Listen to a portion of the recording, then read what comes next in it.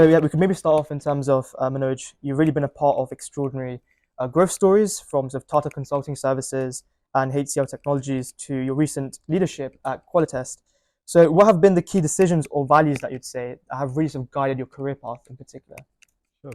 The one key thing which I personally implied and would, applied and would want, perhaps you guys, because it's a 30 years journey for me, where you are sitting, I used to be 30 years before. Uh, First of all, understand what's your role. What's your role in that organization? Whether you are getting objectivity into that role, whether you're getting autonomy into that role, whether you're getting clear KPIs defined into that role. So, some of these factors in terms of what is the role, what is my role from objectivity, KPI, autonomy, learning, growth, right? 4, 5 parameters. Then the second aspect is people with whom you're going to work with. Because at the end of the day, when you are into the corporate world or any sort of business world, the paycheck comes once in a month, and that too in your bank account. You don't even see it, right? So, with whom you're working creates a lot of positivity, creativity, innovation, cohesion, right? And chemistry. So, people whom with you are working, for me, that has been a very, very key parameter. The third aspect, which I have always looked at, is the culture of the organization. Is organization valuing people? Is organization valuing transparency, trust, honesty? Is organization looking after their customer? Is what kind of customer centricity model the organization has? What kind of ENPS framework, employee net promoter score, organization has? What kind of cadence with the employees organization has?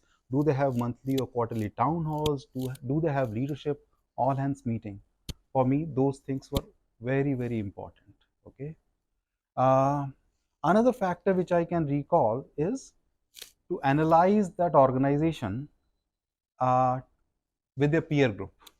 So if you are going to join an organization A, that organization would have 3, 4, 5, 7, 8 direct competition. Okay, where do this organization where I'm going to join stands in comparison to their peers with respect to the growth, with respect to profitability, with respect to attrition, very, very important aspect, with respect to leadership churn, right? So some of these, if you look at, then you will find yourself to be an extremely creative, thriving growth atmosphere. I looked at these parameters. Of course, it was a slow learning, gradual aspect, but once I understood, I think those were the value system, or those were the key principles which really helped me. There's some great points. Thank you so much. So, in terms of some of your work, can you please walk us through sort of the process of identifying and evaluating potential acquisitions, especially during sort of the challenging times, particularly we've seen with sort of COVID-19? So first of all, M&A itself is a very interesting or challenging. People say challenging. I am using both words, interesting and challenging, because growing something organically, be it a potato or tomato, or be it any other crop or an organization, is a very different process in comparison to growing something inorganically. Okay, and M&A is an inorganic process. Okay, so what you are trying to do is you are trying to bolt on a substantial growth in your current business by acquiring something. Okay, but when you are acquiring something, it's not just the revenue or the profitability, it's the people, it's the process, right? It's the technology, it's the IP, it's the customer, it's their services, it's their all proposition offerings. Everything comes into place as a bundle, and you have to bring into streamline. So so so and on top of it, COVID was the interesting factor where you cannot meet people physically. And I know one of the acquisition which I did, it was a complete virtual acquisition where we acquired about 1,500 people, 1,500 people working across multi geographies, across multiple customers. It was all done remotely. Okay, so coming to the specifics, So one aspect is, of course, you look at the financials, you look at the entire P&L, or the books in terms of, and it's not 1 year, 2 years. You have to look at least 5 years. That in last 5 years or 7 years, what has been the growth trajectory, for this organization, from revenue perspective, from profitability perspective, from you have to go drill down right up to EBITDA level, okay, which is earning before interest, tax, depreciation. I guess you guys know that, okay. So once is the financial aspect, but around that, you really need to understand that what kind of people there are, okay, which for me was very important. So leadership, not just leadership, leadership -1, leadership -2, these are the set of people I used to personally meet. When I say personally, in COVID times, of course, one on one, but over the video link, not on the audio link, okay. The third aspect used to be understanding the customer base. When I'm talking of customer base, it is longevity of the customer relationship, what kind of contracts they have. When I say what kind of contracts, contracts can be, in typical IT term, we talk about time and material. In the sense, I will provide you these many resources of people who will have requisite skills. They will perform the job or task whichever you will assign, and I will bill you. This is a very loosely coupled model, right? It's a very loosely coupled model. The tightly coupled model is, you specify what you are looking for the services, I will deliver based on the defined service level agreements. So I will bear the risks, and at the same time, I will ensure that I will be adequately rewarded. So it's a black box model. The first model is more of a white box model, okay. So we used to look at what kind of customer contracts are there, what kind of longevity, and what kind of customer relationship. When I talk about customer relationship, at the end of the day, one is, yes, nice to know, nice to have, you are meeting, you are going for wine and dine and so on and so forth. Or what kind of objective governance model do you have? The governance model across all the three layers, the strategic layer, the tactical layer, and operational layer. Are you guys meeting, on whatever periodic basis, monthly or quarterly, to discuss the going forward strategy and how the performance have happened in past? Are the people on the ground, operational level, speaking, weekly or bi-weekly and so on and so forth? How are they documented? So some of these parameters extremely important. Yeah. Then the other point which we used to evaluate when it comes to acquisition is the IPs. Okay. What kind of intellectual property? Because at the end of the day, while people are extremely important asset, but people can move around, right? But if you have products, if you have intellectual properties, right, that adds lot to the multiples when you are assessing or evaluating the value of the organization in terms of buyout. Okay. Last but not the least, finally, the culture fitment. Okay, the cultural aspect. Hey, mine organization at this point of time is growing at a rate of, and I'm just putting a number, 25% YOY. Okay, in this organization the attrition is at 10%. In this organization, uh, people are more interested in conversation led solution or conversation led ideas, okay, vis-a-vis an organization which is more ticket centric, right? There is a workflow model and people are just following that. So you need to see, and I'm just taking as an example, right? There is a case where uh, there are regular team meetings, but there is a case where people are sitting in isolation. Right?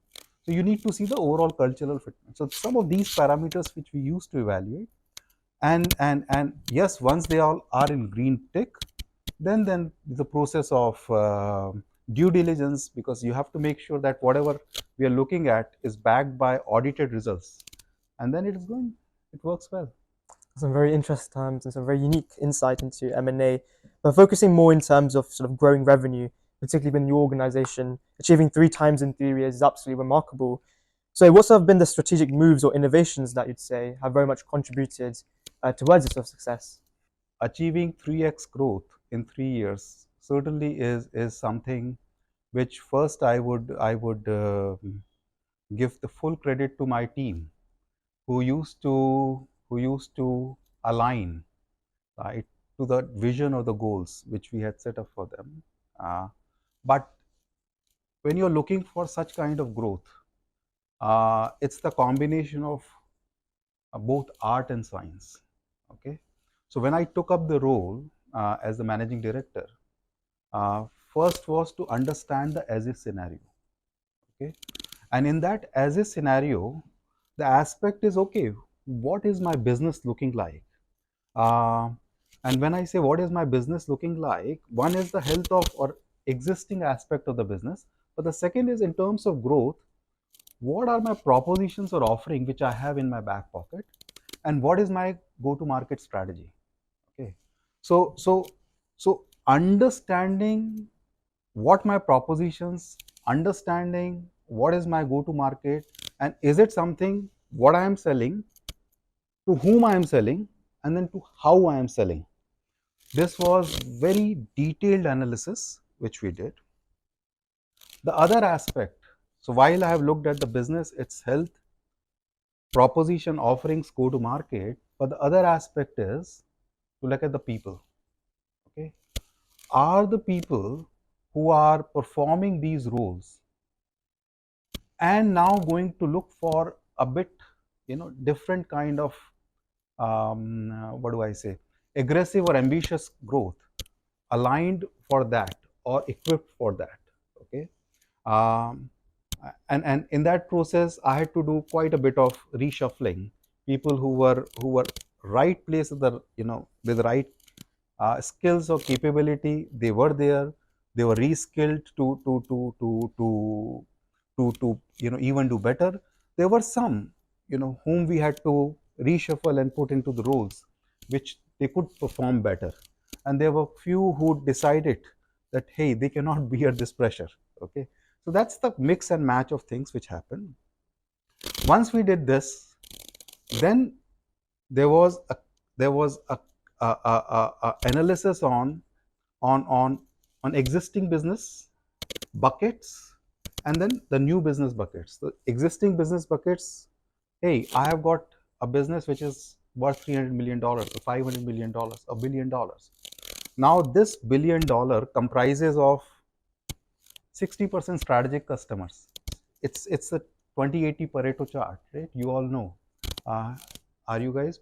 So 20/80 is 20% are the best performers, and remaining 80% are someone who pulls through along with these 20% best performers. This is right across in the corporate ecosystem, which is now changing somewhere to 15/85 or even lower kind of thing. So and similar applies for the business bucket. So 60%, if I have got the strategic business, so I will focus them in a different manner. Then I'll identify which is the room for growth, where I'm not as big. But if I do a competitor analysis, I see that the budget of customer vis-a-vis my wallet share has a big gap. So then that's another aspect. The third aspect is, hey, there are certain customers whom I'm not adding value. So when would be the right time to exit from those contracts? We are not saying that these customers are not valuable, but we are simply saying, hey, I am not adding value as much as I would want to, and perhaps you will be better off with someone else. You analyze that, then you go for the new business. First is the existing business, you put the right people there, right? Then you look at the new business. New business comes with, hey, what are we selling? How are we selling? What kind of deal size? Okay, you can be happy by selling $1 million deal, but for selling $1 million deal requires similar kind of effort if you are selling a $10 million deal. In terms of activities will be same, right? In $10 million deal, you will have to strategize more. It might require a bit more, a longer time frame, involvement of executive sponsorship, connecting with customers at different level. But once you sell 110 million, it's equal or more than a million. So we used to look at what is the size of the deal, right? What are the profitability factor? What are the referenceability factor? So by mix and match and going into a detailed mathematics and then adding art into it, uh, it became 3x. First 6 to 8 months, it was actually negative growth, because when you are doing so much of shuffling, there are cribbings, there are cries, there are question marks, there are challenging times, there are people who need to align, learn, and so on and so forth. But you have to be ready for that, right? So the way we did, let's accept first 2 to 3 quarters we will not grow, but we'll prepare a very solid foundation ground. We did that, and then there was no looking back. That's how it was. That sounds excellent. In terms of you being an advisory board member of the government of India, really focusing on industrial transformation, what would you say are the most exciting trends that you're looking forward towards, really in sort of the digital and creative economies? It's a very interesting question. So, see, this role, which I am having as advisory board member to the government of India, which is digital and creative economy, here the charter is very interesting. The charter we have is to bridge the gap between academia and industry. So if you look at where you all guys are sitting over here, right? Tomorrow, wherever you join, you will all of a sudden realize the ecosystem where I comes from always is largely the lag indicator. Okay, universities are largely into the lag indicator as far as the industry is concerned. So how to bridge that gap? Okay, how to make the youngsters uh, employable from the skills perspective, uh, as a plug and play as much as possible. See, um, if you look the fresher recruits in largely across the corporate world, people do not hire the newcomer or a fresher because of their skill. We have always hired a fresher, right, from university because of their potential, because of their attitude, because of their aptitude, and and also looking at, okay, hey, if I'm meeting him or her, uh, I think they will do well. Okay, and thereafter investment happens in training, and training about the technology, training about the processes, training about the customer, training about, so there is a whole lot of investment which goes behind. Okay, so the role which at the moment I am doing or performing as an advisory board member, we are looking across all the spectrums. When I say all the spectrums, it's not only the engineering or IT, we are also looking at the healthcare. We're also looking at law and justice. We're also looking at grassroots innovation. We're also looking at handicrafts. We are also looking at history and civilization, because some of these areas, when you are looking at the people who are at at at uh, at an excellent know-how when it comes to the core skill or subject or functional, but they seriously lag when it comes to leveraging the technology.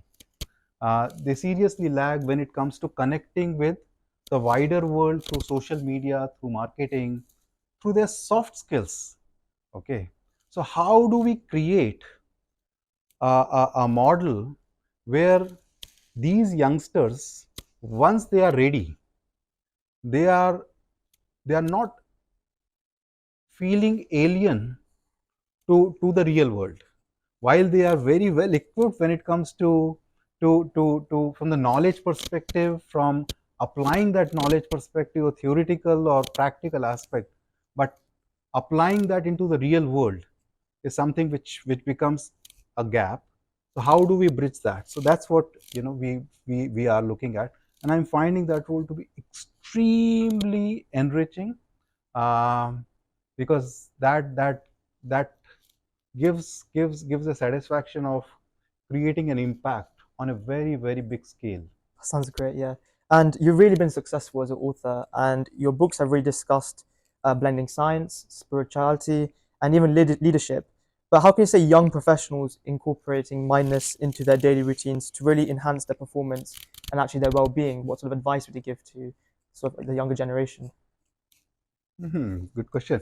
See, when I talk about the words science, spirituality, and leadership, these are three very um, deep subjects. And if I pick one, when we talk about the word leadership, see, leadership is very different to the title.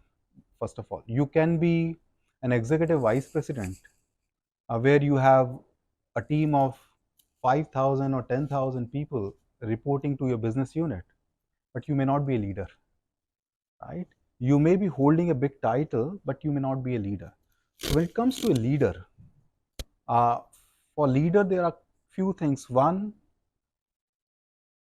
ability to make decisions, and when you have made decisions, you're not looking back, and ability to make fearless or taking that risk in decision making.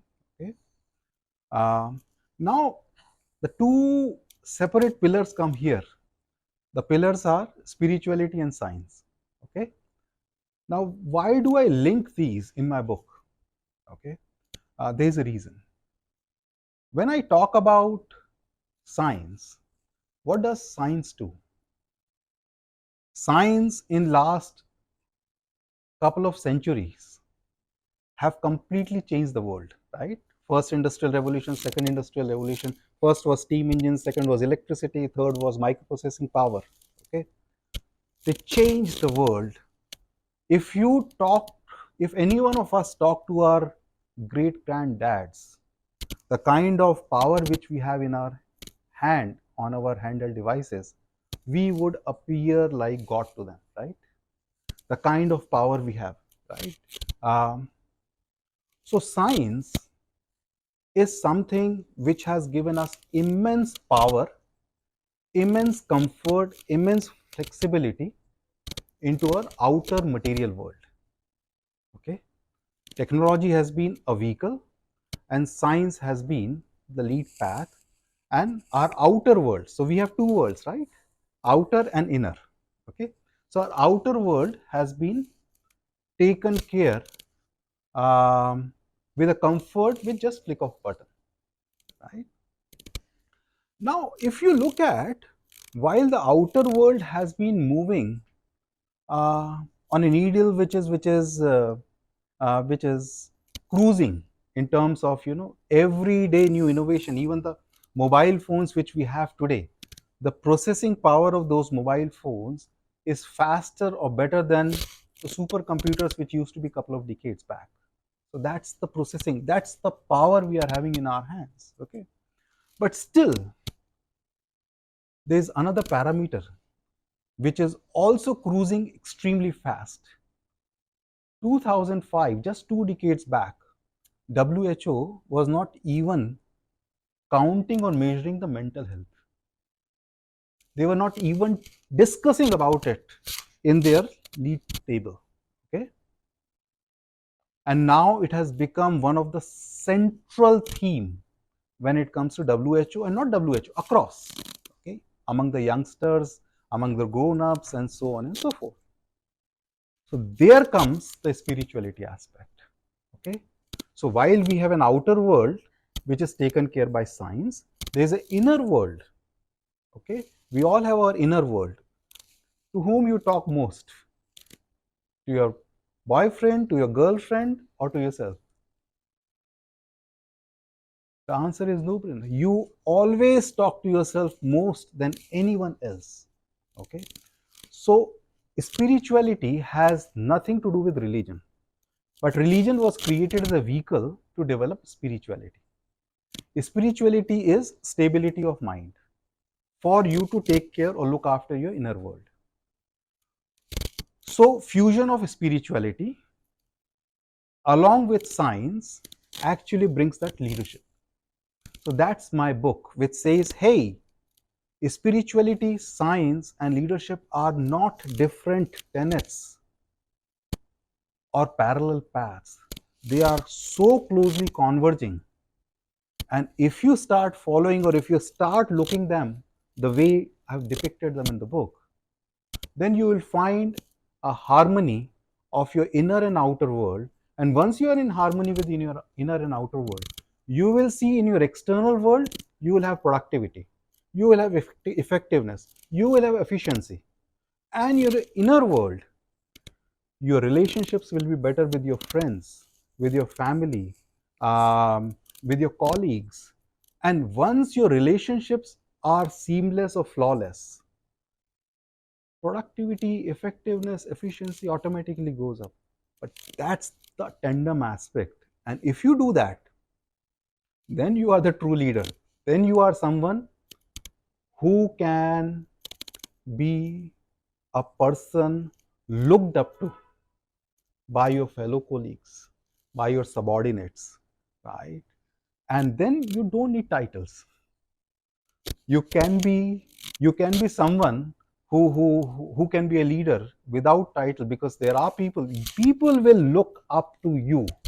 You will be the one who will be shining in that room or meeting room or wherever you are, because you bring a different level of knowledge, aura with grace. So, in terms of who or what has inspired your journey as a leader and an author, who would you say so, and how do you pass that inspiration to others around the room, for example? Sure. Oh, very good question.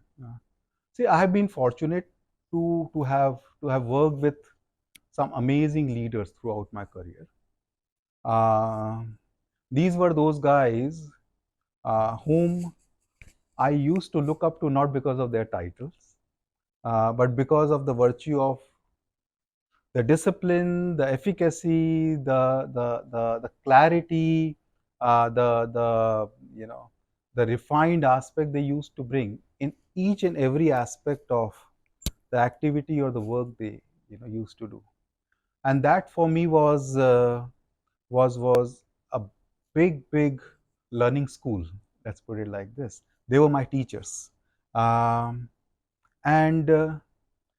something very strange and interesting happened when you talk about when you talk about the author journey linking to the corporate world is pillar to post. Corporate world is you wake up, start, and you continue to work till the time you sleep. So the way they say is either you work or you sleep.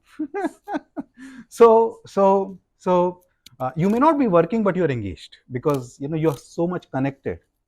So when I was growing up very fast in my corporate career, there used to be some of those moments of um,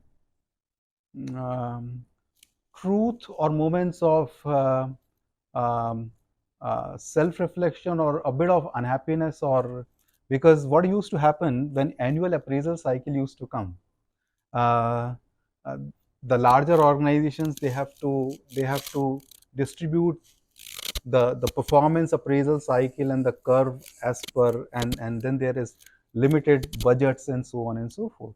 So while my seniors used to say that, hey, we would want you to be rewarded more, but at the end of the day we have limitation as well. But one thing which I still recall, one of my um, my manager or leader to whom I really admire mentioned, and he said, Manoj, you know what, I cannot give you uh, that rewards which you truly deserve, or the promotions or so on and so forth, which I feel that you should be. But what one thing which I give to you is the employability. Whatever you learn along with me, wherever you will go, you will be fine. You will be a person who will not require induction. You will be the person who will only require introductions, and then you are there. So, but the tender mind, while these are some of those soothing balms, uh, was still looking for finding answers, and that motivated or inspired me to read various management books. And when I was reading so many management books, what I was finding that they were having some prescriptive solutions. If this is this, you do this. If this is this, you do this, which was not something which I was looking for. Because you can all think, when your emotions are running out, logic is not the answer, right? When when you are when the tears are coming out, then the answer is only the hug. Okay, the answer of emotional issue is emotions, right? Answer is not the logic. So when I was reading these books as an um, emotional character or emotional guy, I was finding logical prescriptive responses that inspired or motivated me to pick up something which was the ancient wisdom or ancient literature. I spent 7 or 8 years to understand, read, digest, absorb, internalize, and thereafter I felt a very different person. But what it also triggered into me is, hey, I have spent 7, 8 years. Not everyone can do that. So, can I bring that knowledge into contemporary language? Because those were the literature which was written in the times and in that geography prior to industrial revolution, which appears outdated when it comes to similar language. So that inspired me to become author. And to my pleasant surprise, when my first book came out, uh, it became Amazon #1 in first 90 days. When my second book came out, it became Amazon #1 in first 7 days. And I wasn't so-called an author. I started a journey and moved into that direction. But it's a combination of, Rushal, I would say, the amazing leaders with whom I worked with and learned a lot. And in that journey, read a lot. And in that journey, got inspired or motivated to write. And in that journey, became an author and a best-selling author. That's some excellent achievements.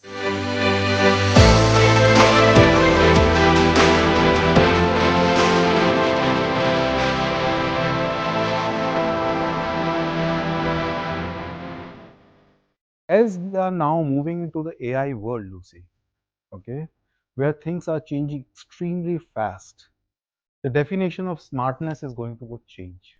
It is going to change drastically. So, you know, till yesterday, someone who used to be called very smart because they can remember uh, a lot of things, or they know the ABC skills, will not be termed as smart, because AI will beat them fair and square. What is that game that the guy who what was that game? The South Korean guy who AlphaGo, yes. And what is that game? Go. Okay, yeah. So he was the undisputed world champion for 16 years or so.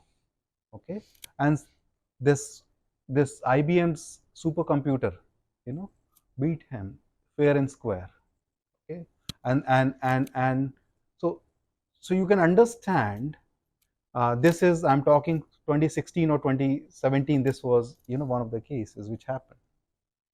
So going forward, if you are looking to become a successful leader, the most important qualities, Lucy, will be those fundamental inside out qualities: empathy, okay, ethics, okay, creativity, okay, um, compassion, okay, um, vulnerability. Okay, vulnerability, people relate it with fear. I would put it, if you if you if you are open to let yourself vulnerable as a leader, you actually open floodgates of innovation, creativity, ideas, cohesion in your team. Because when the team sees that, hey, my leader is honestly sharing what he or she knows and what he or she does not know, then I can also be open. And the moment you start creating that kind of, I call it safe environment, okay, then you start finding the creativity flowing. Then you start finding innovation happening.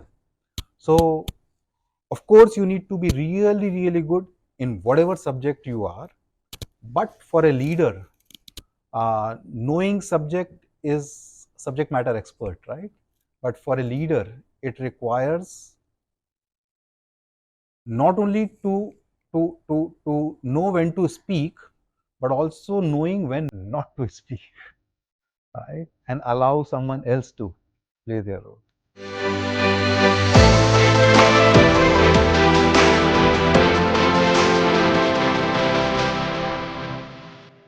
See, that's a very relevant question, and the answer is as follows: this is bound to happen because after, means if you look at the year, what happens in a year? There are 4 seasons, right?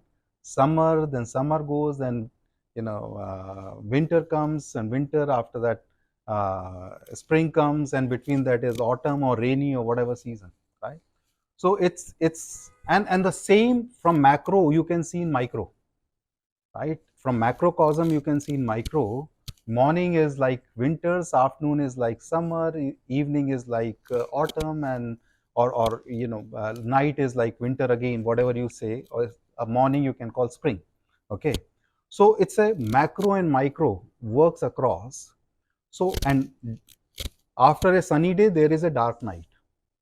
So this is a cyclic process. So if you think that the bad days or the days which you think are bad will not arrive, they will. The best way to handle them is just to observe. Okay. If you want, I can share with you offline some breathing exercises, William. Uh, and I'll talk about breathing in a bit. But one is observe. When I talk about observe, sometimes mind is not able to comprehend what I'm saying. But you all have gone to park on one of the weekends, right? And if it is a sunny day, visualize that sunny day and you are lying on the green fields in that park, and you look on the sky above and you are seeing some clouds, okay, and you fell asleep. After 10 minutes you again wake up, those clouds are gone, but then a fresh set of clouds which have appeared. The problems are exactly like that. They will come, you simply observe them the way you observe clouds, okay, let them go, and then you will soon feel, hey, everything is back. So uh, the beauty of life is admired only once you have gone through some of those times which you feel that, hey, they are not aligned with my expectations.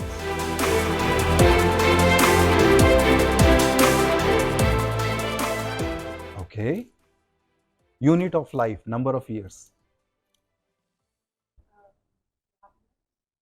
Happiness, very nice. People you meet, okay, very good. Yeah, yeah, yeah, yeah. Yeah. Can you be a bit louder, sir?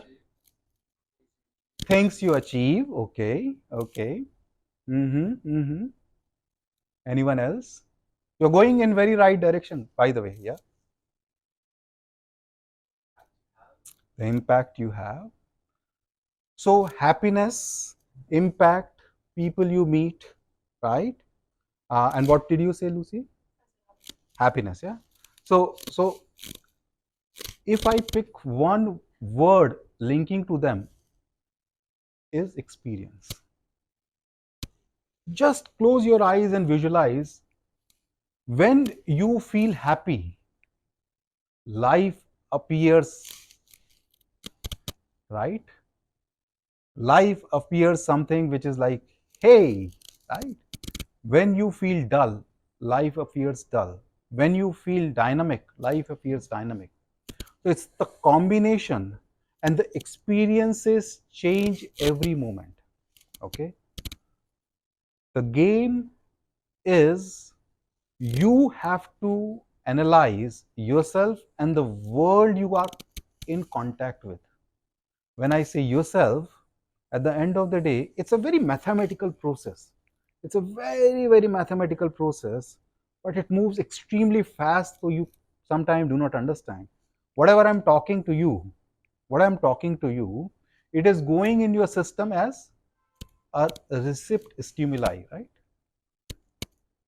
You are receiving whatever I'm talking, and the moment you are receiving, it is going inside your brain and reacting.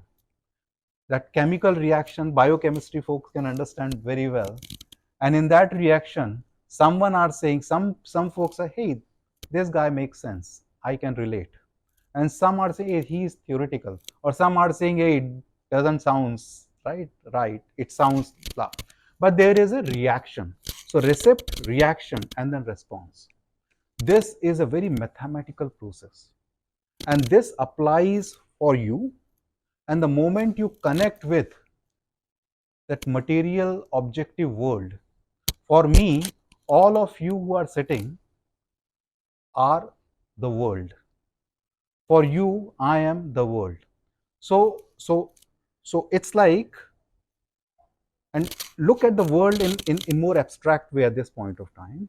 So it's like this: the world with whom you are coming into contact with, what kind of relationship you have with that, what kind of mode of contact you have. See, sometime it happens like, uh, you and William are exchanging some notes, okay, and somewhere he feels that, hey, uh, can we pick up a call? Can we pick up the phone and speak for 5 minutes? And this entire conversation of chat of 30 minutes can be shortened, and we will converge, right? And somewhere you are tied up or whatever, you say, no, I would prefer this. Okay.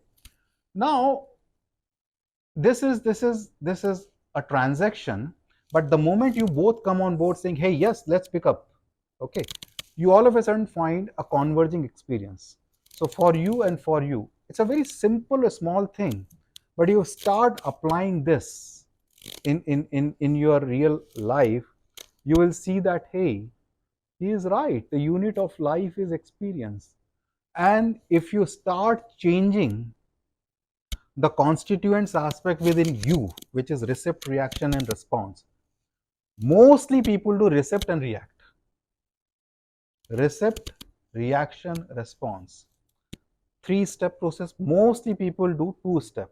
And that's where the problem happens. Right? I said to you, you didn't even allow me to finish, and you had an answer. And that's the impulsive, what people talk about. Again, that's a separate subject, deep subject of some other time or some other question. So thank you so much, Manoj, for sort of your time, and can you please give a huge round of applause for Manoj?